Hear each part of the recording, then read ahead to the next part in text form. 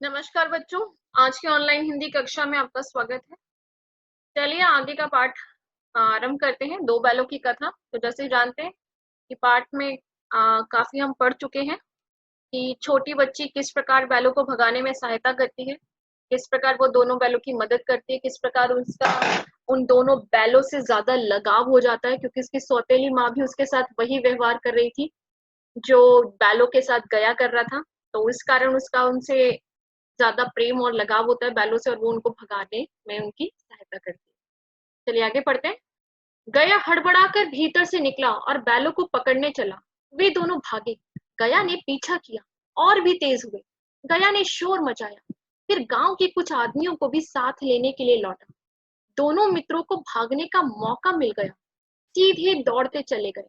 यहाँ तक कि मार्ग का ज्ञान न रहा। जिस परिचित मार्ग से आए थे उसका यहाँ पता न था। नए नए गांव मिलने लगे। तब दोनों एक खेत के किनारे खड़े होकर सोचने लगे, अब क्या करना चाहिए। तो देखिए वहां से गया के यहाँ से निकल के वो दोनों बिल्कुल बेतहाशा बहुत ज्यादा भागते हैं। ठीक है कि वहां पर गया क्या है, जैसे उनके पीछे पड़ता है उनको पकड़ने के लिए, वो भी क्या है अपनी स्पीड अपने आप को और ज्यादा दौड़ लगाते हैं और ज्यादा तेजी से वहां से दौड़ते हैं ताकि गया उन्हें पकड़ ना पाए। अब गया भी यहाँ पर क्या है, गांव से और आदमियों को लेने के लिए लौट चलता है। उसे डर था कि अगर अकेला इन्हें पकड़ने गया तो कहीं ऐसा ना हो पलट कर फिर से मुझ पर ही वार कर दें। ऐसे में वो पलट कर गांव से लोगों को लेने गया। तो ऐसे में उन दोनों को भागने का अवसर मिला। अब वो भी अंधाधुंध भागे ही चले जा रहे थे कि उन्हें भागते भागते देखिए, पहले जब भाग कर गए थे तो दोनों झूरी के घर आराम से पहुंच गए थे, लेकिन इस बार जब भागे तो उन्हें इस तरह भागे कि उन्हें मार्ग का ज्ञान नहीं था, कि किसी अपरिचित मार्ग पर वो क्या हो गए, वहां पर आ पहुंच गए। हीरा ने कहा, मालूम होता है राह भूल गए। हीरा ने कहा, लगता है कि रास्ता भूल गए। तुम भी बेतहाशा भागे, वही उसे मार गिराना था। कौन कह रहा है? मोती कहता है। मोती कहता है कि तुम भी बेतहाशा बहुत ज्यादा भागे, वही उसे मार गिराना था। वही उसे मार देते। किसको? गया को। उसे मार गिराते तो दुनिया क्या कहती। वह अपना धर्म छोड़ दे, लेकिन हम अपना धर्म क्यों छोड़े। तो यहाँ पर हीरा समझाता है। हीरा क्या कहता है कि अगर हम उसे मार देते तो दुनिया क्या कहती, कि दुनिया हमें सारा दोष देती, जबकि दोष किसका था? गया का, कि वो अपने गया क्या कर रहा था, पशुओं का ध्यान नहीं रख रहा था। तो ऐसे में वो पशु अपने मालिक को मार दे, ये उसका धर्म नहीं है। यहाँ पर देखिए गया फिर से गया के बारे में हीरा क्या कहता है, वो कहता है कि वो अपना धर्म छोड़ दे, कि गया अपना धर्म भूल गया, मालिक होने का कर्तव्य भूल गया, लेकिन हम अपना धर्म क्यों छोड़े। कि हम अपना धर्म क्यों छोड़े, कि पशुओं का धर्म होता है कि वो मालिक की सेवा करे। ठीक है, मालिक के काम में हाथ बटाए, खेत में काम करे। लेकिन वो कहते कि उसे अगर मार देते तो दुनिया सारा दोष हमें देती कि हम लोग गलत थे, हमने क्या किया, गया को मार दिया। जबकि गलत कौन है यहाँ पे? गया गलत था। गया क्या कर रहा था? उन पर अत्याचार कर रहा था, उन्हें मार पीट रहा था। ठीक है, तो ऐसे में गया वहां से भागना चाहते थे, उसके पास रहना नहीं चाहते थे। तो ऐसे में अगर वो गया अपना धर्म भूल गया, मालिक होने का कर्तव्य भूल गया, तो ऐसे में जो हीरा और मोती है, वो कहते हैं हीरा और मोती यहाँ पर अपना धर्म क्यों भूले। ये बात यहाँ पर हीरा उसे समझाता है। दोनों भूख से व्याकुल हो रहे थे। खेत में मटर खड़ी थी। चरने लगे। रह रहकर आहट ले लेते थे, कोई आ तो नहीं है, आता तो नहीं है। कि यहाँ पर क्या थे, खेत में हरी हरी मटर थी, काफी दिन के भूखे थे। मटर देखी तो खाने चले गए। वहां पर आहट ले लेते, पीछे मुड़ मुड़ कर देख लेते कि कहीं कोई आ तो नहीं रहा। जब पेट भर गया तो दोनों ने आजादी का अनुभव किया, तो मस्त होकर उछलने कूदने लगे। पहले दोनों ने डकार ली, फिर सींग मिलाए और एक दूसरे को ठेलने लगे। यहाँ पर क्या किया, दोनों ने आजादी का अनुभव किया, तो एकदम मस्त होकर उछलने कूदने लगे कि बहुत दिनों बाद ऐसी आजादी वो अनुभव कर पा रहे थे। दोनों ने डकार ली, एक दूसरे से सींग मिलाए, एक दूसरे को ठेलने लगे। ठेलने लगे मतलब मजाक के तौर पर एक दूसरे को धक्का देने लगे। मोती ने हीरा को कई कदम पीछे हटा दिया, कि यहाँ तक कि वे खाई में गिर गया। तब उसे क्रोध आया, संभल कर उठा और फिर मोती से मिल गया। यानी मोती से फिर सींग मिलाने लगा। मोती ने देखा खेल में झगड़ा हुआ जाता है, तो किनारे हट गया। ये देखिए दोनों काफी दिनों बाद एक दूसरे से इस तरह प्रेम से क्या कर रहे थे, एक दूसरे से हंसी मजाक कर रहे थे, एक दूसरे को धक्का दे रहे थे। लेकिन जब देखा कि कहीं ना कहीं मजाक मजाक में झगड़ा होने वाला है, तो वो मोती क्या हो गया, वहां से पीछे हट गया। इसका तीसरा अध्याय यहाँ से आरंभ होता है। अरे यह क्या, कोई सांड डोबता चला आ रहा है। डोबता, आवाज निकालता हुआ। हाँ सांड ही है, वह सामने आ पहुंचा। दोनों मित्र बंगले झांक रहे हैं। सांड पूरा हाथी है, उससे भिड़ना जान से हाथ धोना है, लेकिन ना भिड़ने पर भी जान बचती नहीं नजर आती। इन्हीं की तरफ आ भी रहा है। कितनी भयंकर सूरत है। अब देखिए यहाँ पे क्या होता है कि उनकी तरफ एक सांड आता है आवाज निकालता हुआ। दोनों बंगले झांकना, देखिए फिर से मुहावरा है। बंगले झांकना, इधर उधर देखना कि किस तरह से बचा जाए। सांड पूरा हाथी के जैसा है देखने में, और उन्हें लगता है कि बस सांड से अब तो शायद जान नहीं बच पाएगी। मोती ने मूक भाषा में कहा, पूरे फंसे, जान बचेगी, कोई उपाय सोचो।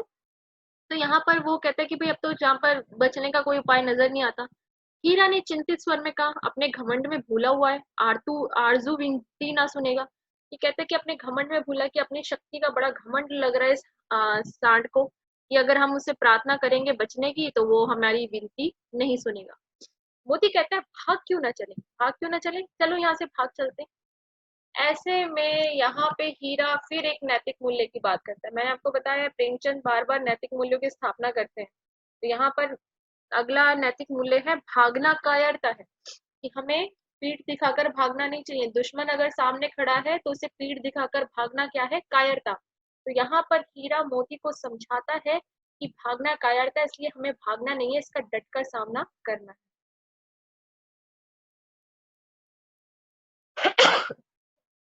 सॉरी। तो फिर यही मरो, बंदा तो 9 2 11 होता है। तो कहता है कि तो फिर यही मरो। मोती कहता है कि भाई तुम ही मरो फिर, बंदा तो 9 2 11 होता है। यानी मोती अपनी बात करे, मैं तो यहाँ से भाग रहा हूँ, 9 2 11 होना मुहावरा है कि मैं तो यहाँ से भाग रहा हूँ। और जो दौड़ाए, हीरा कहता है कि क्यों ना इसे भगाएं, तो फिर कोई उपाय सोचो जल्द। उपाय यही है कि उस पर दोनों जने एक साथ चोट करें। मैं आगे से रगेदता हूँ, तुम पीछे से रगेदो। दोहरी मार पड़ेगी तो भाग खड़ा होगा। मेरी ओर झपटे तो तुम बगल से उसके पेट में सींग घुसेड़ देना। जान जोखिम है पर दूसरा उपाय नहीं। ये हीरा कहता है कि काम करते कि दोनों साथ मिलकर इस पर हमला करते हैं, कि मैं आगे से इसको रगेता हूँ, आगे से धक्का देता हूँ, तुम पीछे से धक्का मारो, पीछे से इस पर सींग मारो। दोनों तरफ से मार पड़ेगी तो भाग खड़ा होगा। मेरी ओर झपटे तो तुम मारना, और तुम्हारी ओर झपटेगा तो मैं मारूंगा। और कहते हैं इसके अलावा दोनों अगर मिलकर सामना नहीं करेंगे तो इसके अलावा कोई दूसरा उपाय नहीं। दोनों मित्र जान हथेलियों पर लेकर लपके। सांड को भी संगठित, संगठित मतलब एक साथ, ठीक है, शत्रुओं से लड़ने का तजर्बा ना था। तजर्बा मतलब तजुर्बा, ठीक है। यहाँ पे देसी भाषा के शब्दों का प्रयोग किया गया है। तजर्बा अर्थात तजुर्बा नहीं था। वह तो एक शत्रु से मल्ल युद्ध करने का आदी था। यानी वो तो एक शत्रु से मल्ल युद्ध कर सकता है। मल्ल युद्ध लाइक पहलवानी जैसे कहते हैं। तो यहाँ पे क्या है कि वो तो सिर्फ एक शत्रु से लड़ सकता था। यहाँ पर एक नहीं, एक साथ दो दो शत्रु यानी हीरा और मोती दोनों मिलकर उसका सामना करने वाले थे। जो ही हीरा पर झपटा, मोती ने पीछे से दौड़ाया। सांड उसकी तरफ मुड़ा तो हीरा ने रगेदा। सांड चाहता था कि एक एक करके दोनों को गिरा ले, पर ये दोनों भी उस्ताद थे, उसे वह अवसर ना देते थे। एक बार सांड झल्लाकर हीरा का अंत कर देने के लिए चला कि मोती ने बगल से आकर पेट में सींग भोंक दिया। सांड क्रोध में आकर पीछे फिरा तो हीरा ने दूसरे पहलू में सींग चुबा दिया। आखिर बेचारा जख्मी होकर भागा और दोनों मित्रों ने दूर तक उसका पीछा किया, यहाँ तक कि सांड बेदम होकर गिर पड़ा। तब दोनों ने उसे छोड़ दिया। यानी जो उन्होंने योजना पहले बनाई थी कि दोनों मिलकर उस पर हमला करते हैं, एक आगे से करेगा एक पीछे से करेगा, और दोनों क्या करेंगे, उसको मिलकर उसका सामना करेंगे। तो इस प्रकार दोनों ने मिलकर क्या किया, उसका सामना किया कि कभी मोती बगल से उसके पेट में सींग मार देता, तो कभी यहाँ पर हीरा क्या करता, पहले आगे से उसके सींग चुबा देता। तो जख्मी होकर यहाँ पर सांड क्या हो गया, नीचे गिर गया। दोनों मित्र विजय के नशे में झूमते चले जाते थे। दोनों मित्र यानी हीरा और मोती सांड पर विजय हासिल की और नशे में यानी खुश होकर एकदम झूमते चले जा रहे थे। मोती ने अपनी सांकेतिक भाषा में कहा, मेरा जी तो चाहता था कि बच्चा को मार ही डालूं, बच्चा को यानी सांड को मार ही डालूं। हीरा ने तिरस्कार किया, गिरे हुए बैरी पर सींग ना चलाना चाहिए। देखिए बच्चों, उसको भी अंडरलाइन कीजिएगा, ये भी एक नैतिक मूल्य है।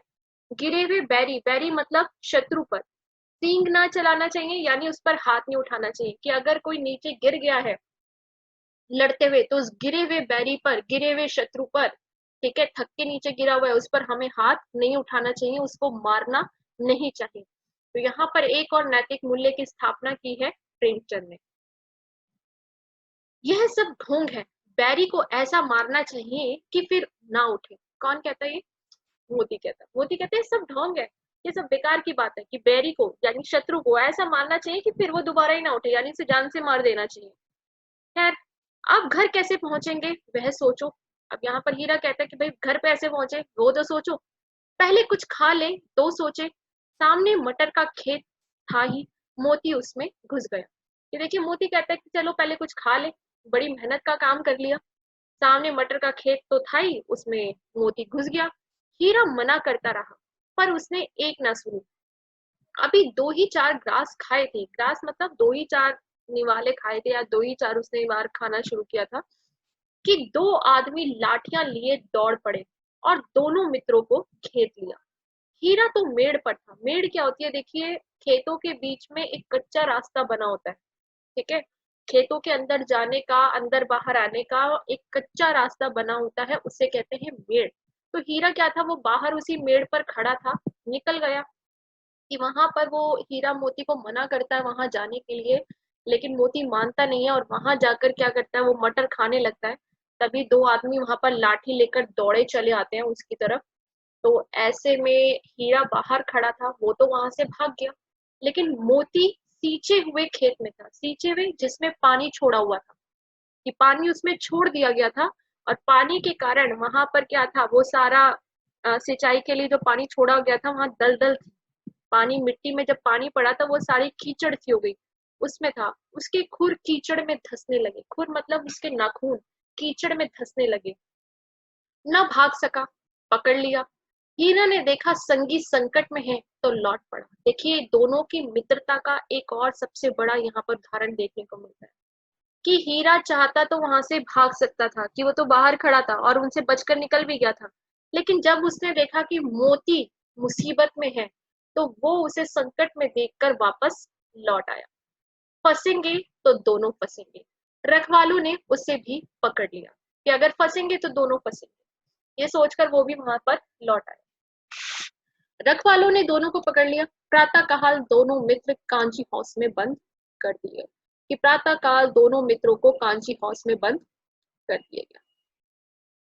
आगे पढ़ते। दोनों मित्रों को जीवन में पहली बार ऐसा साबिका पड़ा कि सारा दिन बीत गया और खाने को एक दिन का भी ना मिला। समझ ही में ना आता था ये कैसा स्वामी है। यानी कांजी हाउस एक जेल थी वहां पर, कि ऐसी जगह उनको लाकर ऐसा साबिका, ऐसा मुकाबला, मतलब ऐसा समय पहली बार पड़ा कि दोनों का सामना ऐसी परिस्थिति से पहली बार हुआ कि सारा दिन उन्हें खाने के लिए कुछ भी नहीं मिला। समझ ही नहीं आता था ये कैसा स्वामी, की समझ ही नहीं आता कि पूरा दिन हो गया खाने के लिए कुछ भी नहीं दिया। इससे तो गया फिर भी अच्छा था, कि यहाँ पर वो सोचते कि भाई इससे अच्छा तो गया था, सूखा भूसा ही दे रहा था, कम से कम दे तो रहा था। यहाँ तो सुबह से शाम हो गई, कुछ भी खाने को नहीं मिला। यहाँ कई भैंसे थी, कई बकरियां, कई घोड़े, कई गधे, पर किसी के सामने चारा ना था। सभी जमीन पर मुर्दों की तरह पड़े थे। कई तो इतने कमजोर हो गए थे कि खड़े भी ना हो सकते थे। बच्चों अंडरलाइन कर लीजिएगा कि यहाँ पर कौन कौन बंद था, कि यहाँ पर एक उनको जहाँ लाकर बंद किया गया वहां पर भैंसे, बकरियां, घोड़े, गधे, सबके सामने, किसी के सामने चारा नहीं था, सभी जमीन पर मुर्दों की तरह पड़े थे, यानी लाकर बस बंद कर दिया था। उनके खाने पीने का ध्यान किसी को नहीं। कई तो इतने कमजोर हो गए थे कि खड़ी भी नहीं हो सकते थे, कि कई दिनों से उन्हें खाने के लिए कुछ नहीं मिला था, जिस कारण बहुत ज्यादा वो क्या हो गए थे, कमजोर हो गए थे। आगे कहते हैं कि सारा दिन दोनों मित्र फाटक की ओर टकटकी लगाए देखते रहे, पर कोई चारा लेकर आता न दिखाई दिया। कि दोनों फाटक यानी दरवाजे की ओर टकटकी मतलब एकदम निगाह लगाए, एकदम लगातार देखते रहे, ताकते रहे, पर कोई चारा लेकर आता ना दिखाई दिया। कि पर दोनों को कोई भी चारा लेकर आता दिखाई नहीं दिया। तब दोनों ने दीवार की नमकीन मिट्टी चाटनी शुरू की, पर इससे क्या दिखती थी। कि दोनों ने क्या किया, हारकर दीवार की जो नमकीन मिट्टी थी उसको चाटना शुरू कर दिया, क्योंकि भूख बहुत तेज लगी थी। पर इससे क्या तृप्ति होती, पर इससे क्या पेट भरता। तो बच्चों, आज की कक्षा में इतना ही। अगली कक्षा में इसका अध्याय पढ़ेंगे।